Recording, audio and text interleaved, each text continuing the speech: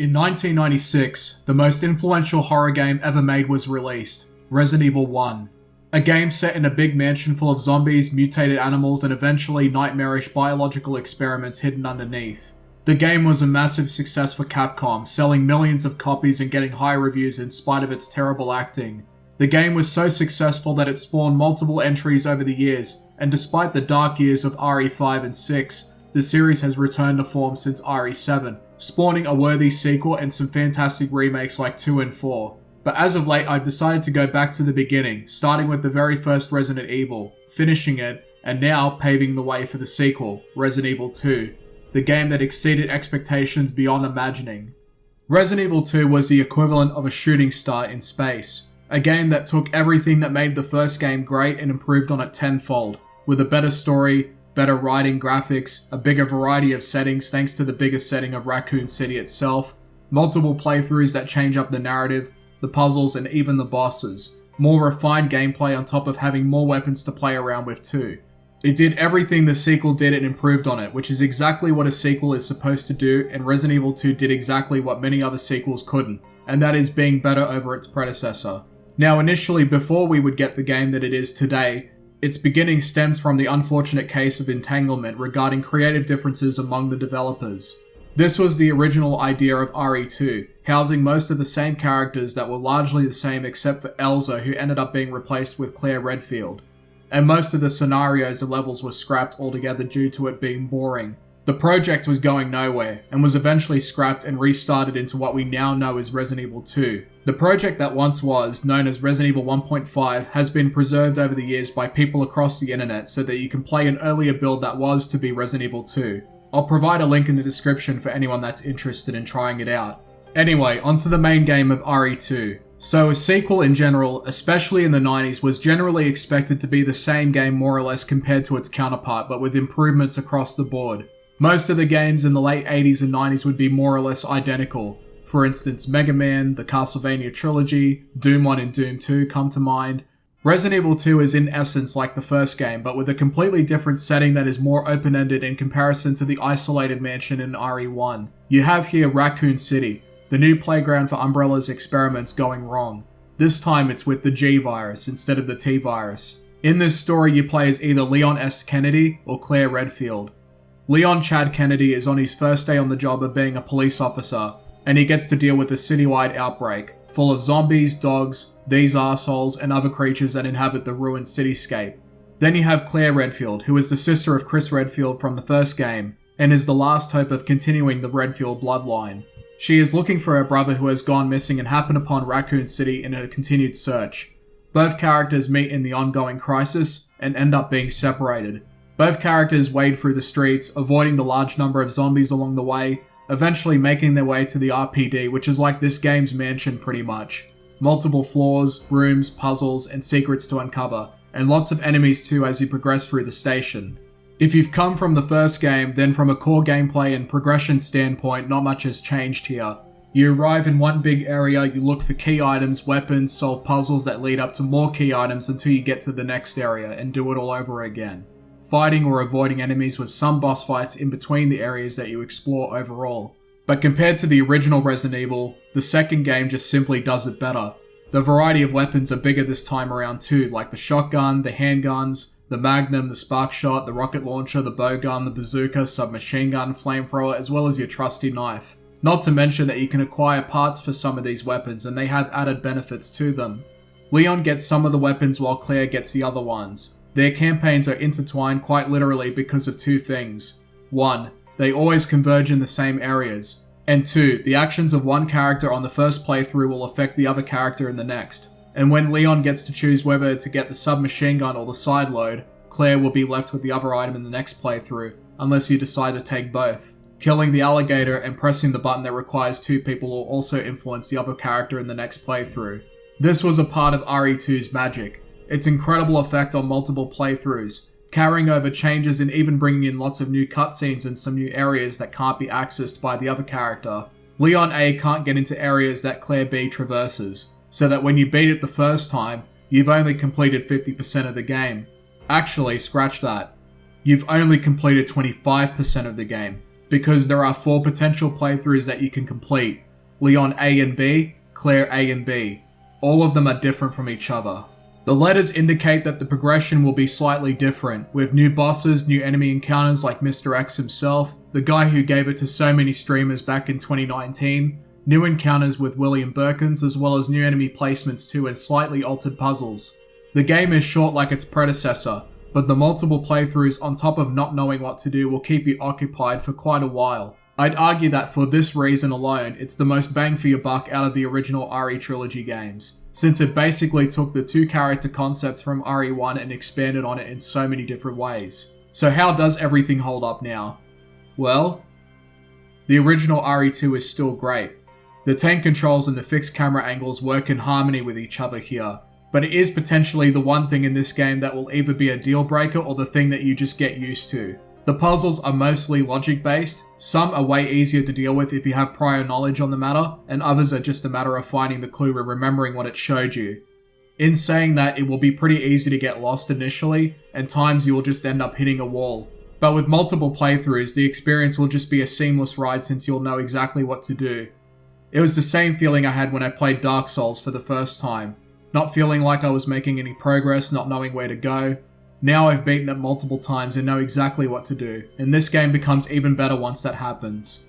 RE2 is just a fun game, more so than the first one I'd even argue. The roster of characters are great. Ada Wong is the Catwoman-like femme fatale woman of the Resident Evil universe. Her seductive tones are intoxicating, and is holding Leon back from being with Claire to continue the lineage. Chief Irons is the corrupt psychopath who decides to take on this insane crusade of murdering an entire city due to Umbrella's reckless actions of trying to steal the G-sample.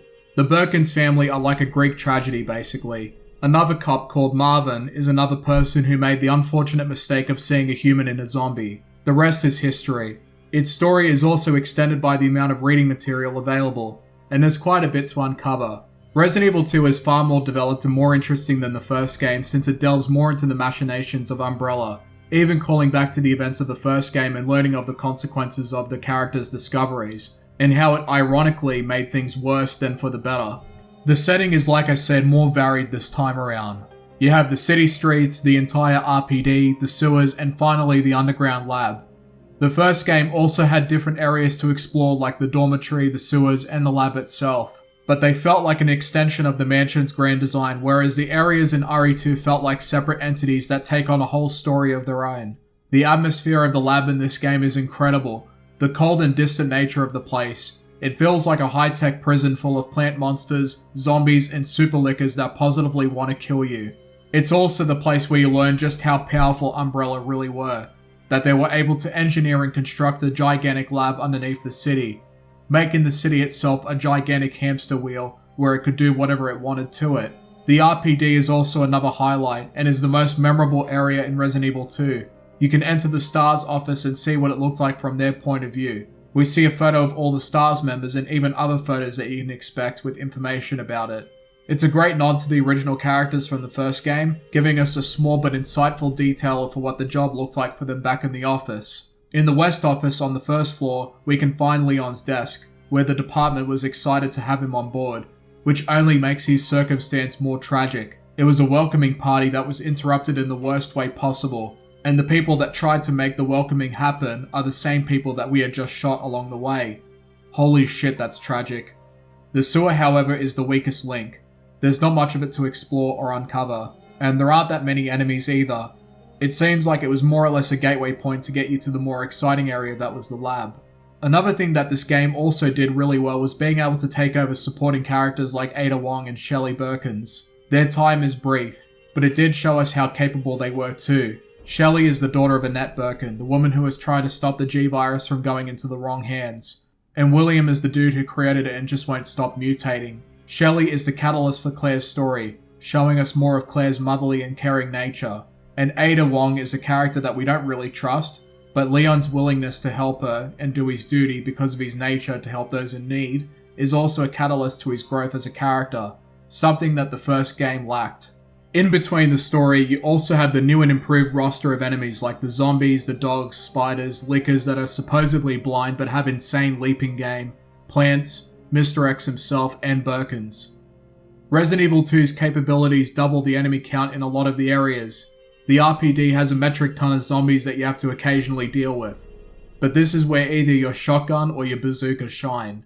But the general consensus of survival horror gaming is that you have to be very picky with your fights. Every time you fight decreases the chances of your possible survival in the next encounter, and Resident Evil 2 is no exception.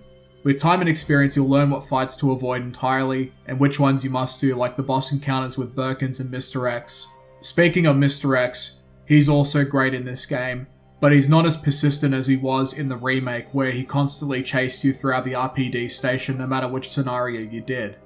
In Leon A, I didn't have to deal with him once, but in Claire B, he came out of nowhere and I had to deal with him on and off. The updated graphics are also another highlight. The atmosphere and environmental design of the RPD, the sewers, and the underground lab really come to life with the later development cycle of the PS1. The models too are more defined and have more going on for them with their outfits. The monster designs are also more distinguishable, especially the designs of Birkins and the Lickers. Mr. X himself is also another treat, taking the concept of the Tyrant from RE1 and making him look like a 1940s enforcer has a nice touch to it. An unstoppable force who made you paranoid whenever you thought about him. And let's not forget about the music. My god, what a snack.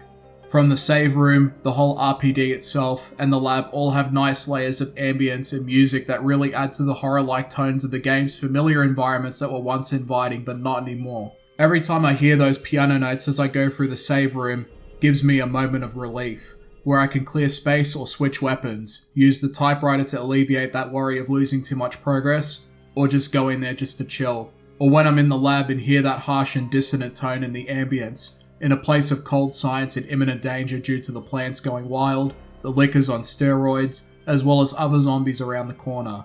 Resident Evil has had great music over the years, and this game certainly pulls its weight on top of all the other departments it excels at, like the graphics, the gameplay, and the story. Resident Evil 2 is a miracle of a sequel. It defied all preconceptions of the idea that it wouldn't be able to live up to the legacy of the first game. It came out with flying colours, turning a pleasant and nostalgic meal that was the first game into a nostalgic 5-star meal that is Resident Evil 2.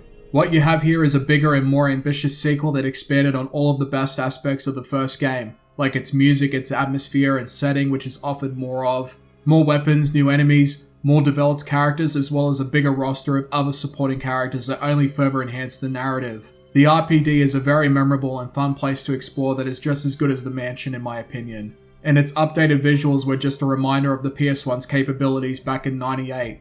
You have here a meaty package of a survival horror game with more replayability than the first, due to 4 possible scenarios that you can enjoy from both Leon and Claire. Resident Evil 2 would end up being the defining Resident Evil game of the PS1 era, and would be the best Resident Evil game for a while.